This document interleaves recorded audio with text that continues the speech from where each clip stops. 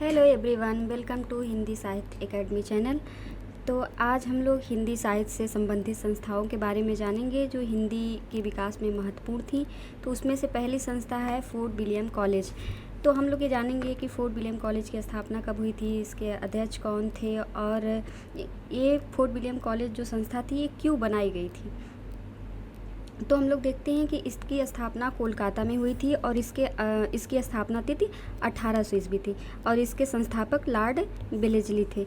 हिंदुस्तानी भाषा के professor John Gilchrist थे। गिलक्राइस्ट ने कुल 19 ग्रंथों की रचना की है और गिलक्राइस्ट की प्रथम कृति है a dictionary of English and Hindustani है और इनकी दूसरी कृति है a grammar of the Hindustani language. Fort William College में हिंदुस्तानी विभाग के अध्यक्ष प्रोफेसर जॉन गिलक्राइस्ट हैं। तो आपसे क्वेश्चन ऐसे पूछा जाएगा कि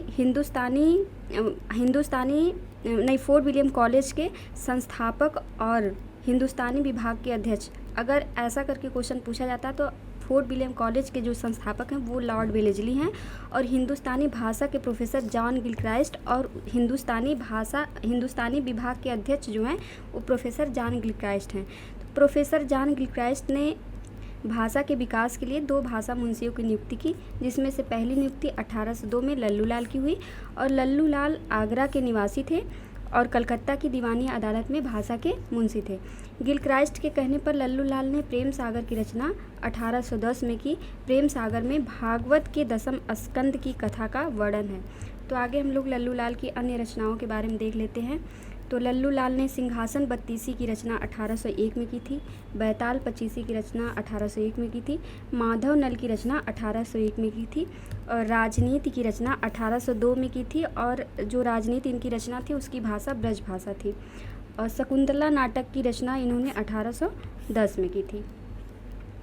सभा विलास की रचना इन्होंने 1815 में की थी। माधव विलास की रचना 1817 में की थी। लाल चंद्रिका इनकी जो रचना है वो ब्रज भाषा में है और इसका रचनाकाल 1818 है। लतायत ए हिंदी की रचना 1810 में की थी। ब्रज भाषा व्याकरण की रचना 1811 में की थी। फोर्ट विलियम कॉलेज में दूसरी नियुक्ति 1803 ईस्वी में आरा निवासी सदल मिश्र की हुई। इन्होंने गिलक्राइस्ट के कहने पर नासिकेतोपाख्यान चंद्रावली की रचना की।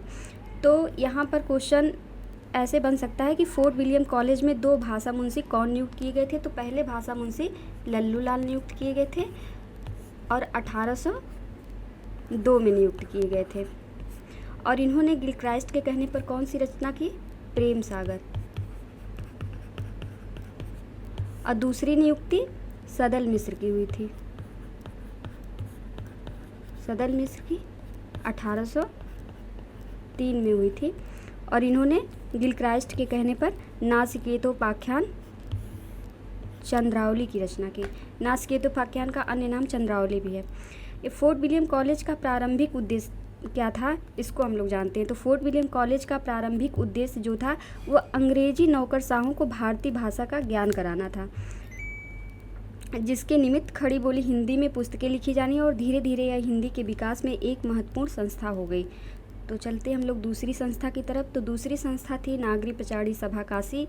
तो यहाँ पर 2 चीज़ें आती हैं, एक नागरी प्रचारी सभा काशी संस्था थी और एक नागरी प्रचारी पत्रिका थी।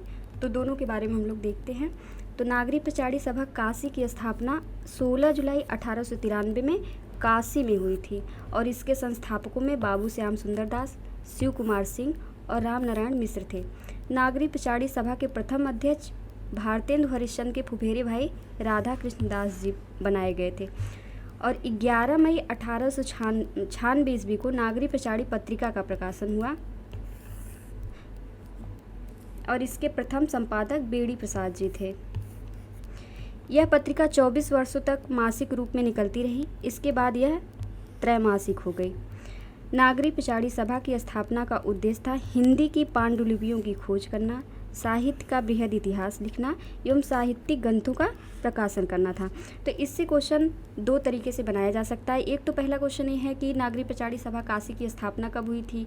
तो इसकी स्थापना 16 जुलाई 1893 को काशी में हुई थी। और एक क्वेश्चन ये बनाया जा सकता है कि नागरी प्रचारी पत्रिका कब प्रकाशित हुई थी। तो ये 11 मई 1896 को इसका प्रकाशन शुरू हुआ था। अनागरी पचाड़ी सभा काशी की स्थापना के अध्यक्ष में संस्थापकों में कौन कौन लोग शामिल थे? तो ये 3 लोग शामिल थे। पहला नाम है बाबू श्याम सुंदर दास का, और दूसरा शिव कुमार सिंह का, और तीसरा राम नारायण मिश्र का है।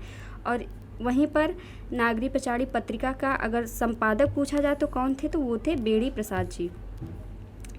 ठीक है, आगे चलते हैं। हिंदी साहित्य सम्मेलन प्रयाग, तो अगली संस्था है हिंदी साहित्य सम्मेलन प्रयाग। तो हिंदी साहित्य सम्मेलन प्रयाग की स्थापना 1910 में प्रयाग में हुई थी और इसके संस्थापक पुरुषोत्तम दास टंडन, बाबू श्याम सुंदर दास जी थे। इसका प्रथम अधिवेशन काशी में हुआ था। इसके प्रथम सभापति मदन मोहन मालवीय जी थे।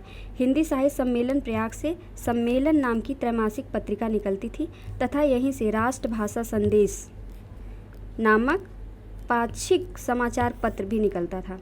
इसका उद्देश्य हिंदी के प्रचार प्रसार हेतु राष्ट्रीय एवं अंतर्राष्ट्रीय स्तर पर सम्मेलनों का आयोजन एवं परीक्षाओं का आयोजन करना था। तो हिंदी साहित्य सम्मेलन प्रयाग की जो स्थापना हुई थी उसका उद्देश्य क्या था? तो उसका उद्देश्य हिंदी के प्रचार प्रसार हेतु राष्ट्रीय एवं अंतर्राष्ट्रीय स्तर पर सम्मेलनों का आयोजन एवं परीक्षाओं का आयोजन करना था।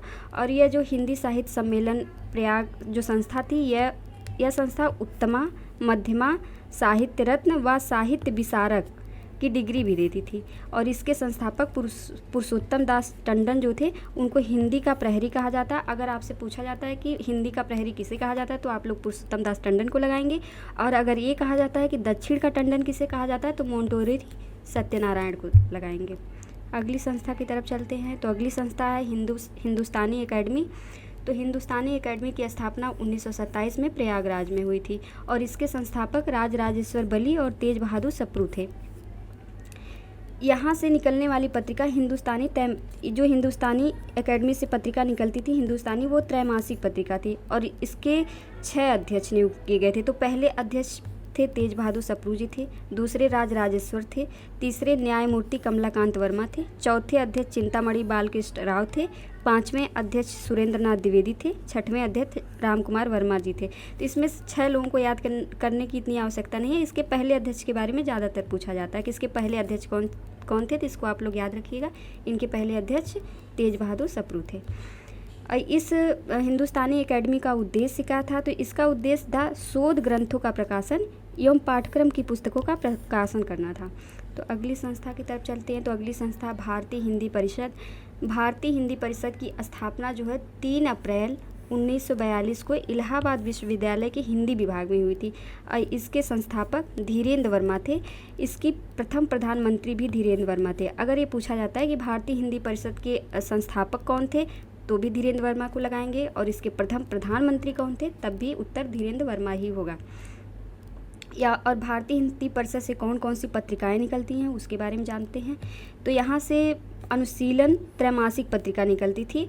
और जो भारतीय हिंदी परिषद था इसका उद्देश्य क्या था? तो इसका उद्देश्य था शोध कार्यों को बढ़ावा देना तथा पाठ्यक्रम की पुस्तकों का नियोजन करना था।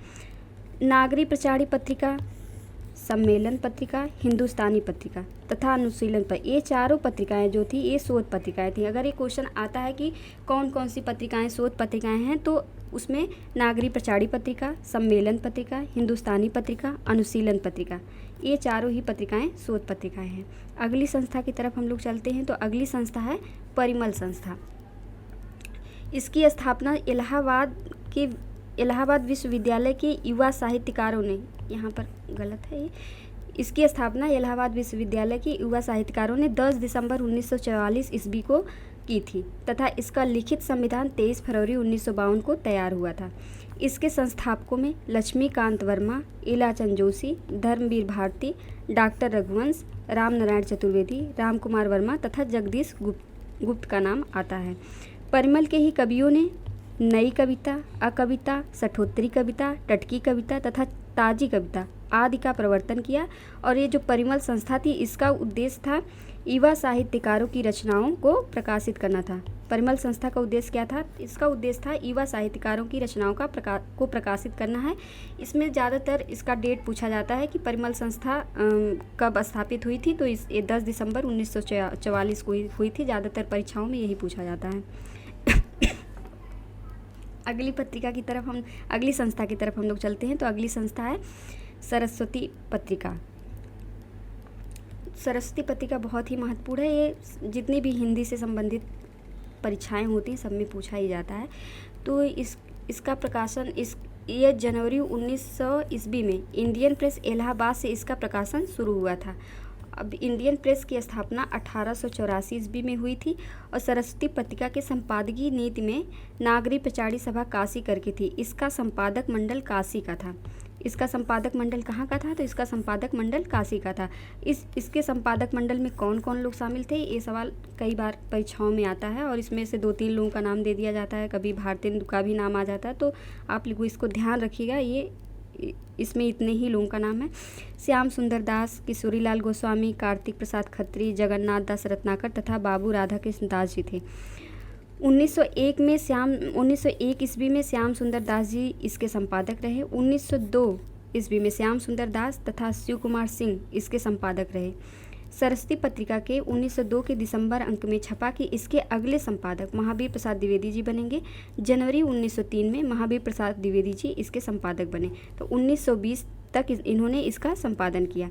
1920 में देवी दत्त शुक्ल इसके संपादक बने तथा 1947 तक इन्होंने इसका संपादन किया। सरस्वती पत्रिका के संस्थापक कौन थे? तो इसके संस्थापक चिंतामणि घोष जी थे। अगर इसके संस्थापक पूछा जाता है तो आप लोग चिंतामणि घोष को लगाइएगा। और इसके संपादक मंडल में कौन कौन आते थे? तो वो थे श्याम सुंदर दास, किशोरीलाल गोस्वामी, कार्तिक प्रसाद खत्री, जगन्नाथ दास रत्नाकर तथा बाबू राधा कृष्ण दास जी थे। तो अगर ये वीडियो आपको अच्छी लगे तो लाइक करिए, शेयर करिए और चैनल को सब्सक्राइब करिए। Thank you.